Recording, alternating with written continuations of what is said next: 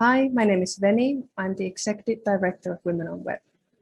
Women on Web is an online telemedicine abortion service. In other words, women and pregnant people can access the abortion pill through our website. We are a team of doctors, researchers, activists, and help desk members, all dedicated to expand access to abortions in a way that takes into account people's rights, privacy, and autonomy. I'm here today with my colleague Amalia, who is our help desk and outreach coordinator. We want to share our story about the Google Core updates and how they limit access to essential information and how they ultimately put people in danger by hampering their search for safe abortions. Hi, my name is Amalia, and I'll start by telling a little bit about Women on Web. Women on Web has been operating for more than 15 years. During that time, we have provided access to safe abortion for over 100,000 individuals, and we have responded to over 1 million emails. Women and pregnant people can visit our website, womenonweb.org, and do an online consultation. The online consultation is then reviewed by our medical team, who determines if the individual is eligible for our service. If they are, our doctors will write them a prescription, and the abortion pill is mailed to them in a discreet package with instruction on how to safely use the medicines. Before, during, and after the abortion, our trained help desk answer emails in 16 languages and provides judgment-free and confidential support 7 days a week. But the most important thing is the testimonials that we receive from women. People say that they feel empowered by being able to manage their own abortion in privacy of their homes with dignity and respect, claiming back their bodies and self-determination. Our operations have grown every year since the service opened. The Internet has been instrumental for service like ours. It has helped to democratize access to abortions and to reach vulnerable people in restrictive settings where they are otherwise discriminated by their local services, or live in a country where abortions are illegal or highly restricted. Telemedicine or home abortions are revolutionizing abortion access and enable women to take care of themselves at home, where they can also better manage the stigma around abortions.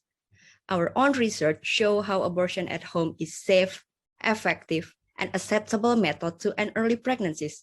And in fact, it is fully endorsed and recommended by the World Health Organization. Women on Web is no stranger to censorship, and we are currently censored in 6 countries, most recently in Spain, where abortion is legal, as many of you know. We are also frequently censored on social media platforms and spend a lot of time appealing and recovering our accounts. We are also painfully aware of the digitization of anti-abortion movement and work tirelessly to produce and spread accurate and unbiased information about abortions, fighting against the anti-abortion narrative that proliferate on the internet, trying to deter people from having abortions.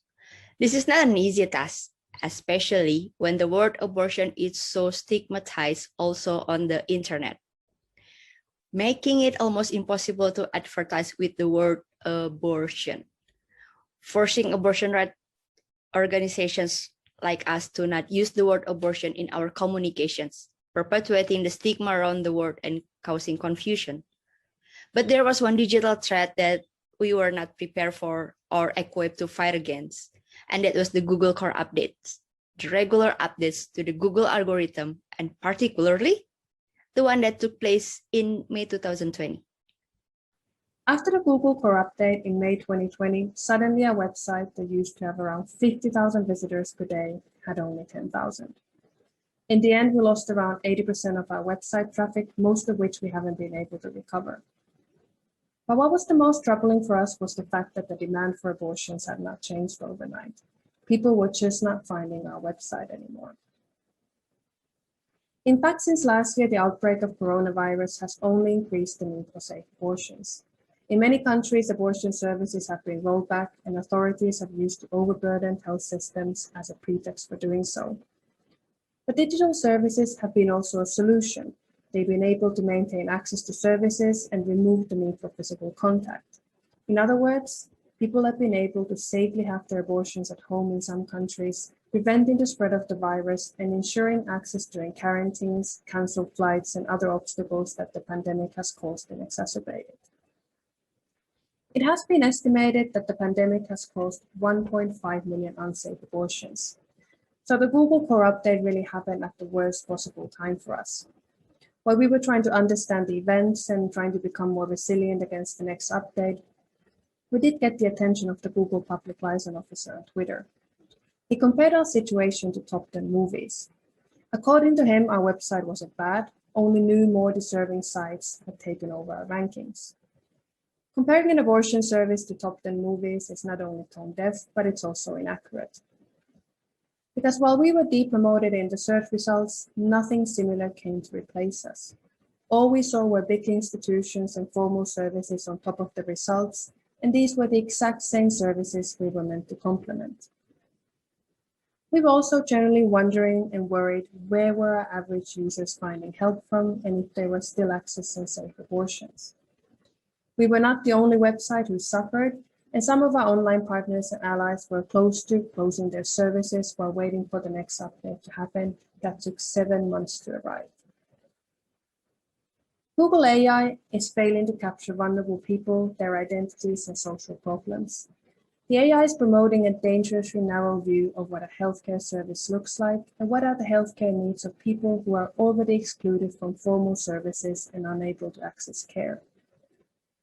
But we know Google AI is not a neutral force, but it's designed by people who are disconnected from those who are affected by the technology that they design. This disconnection and lack of representation can delay access to life-saving services and can at worst cost lives.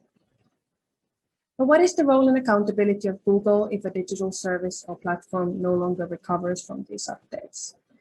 Are there parts of the internet that we can protect from the influence of algorithms and safeguard access to life-saving services? Thank you very much for listening to our story today, and shout out to all the talented and generous people who came for our help last year. We are a non-technical team dealing with a very technical problem, so we continue to welcome all your insights, tips, and feedback navigating these challenges. Thank you so much.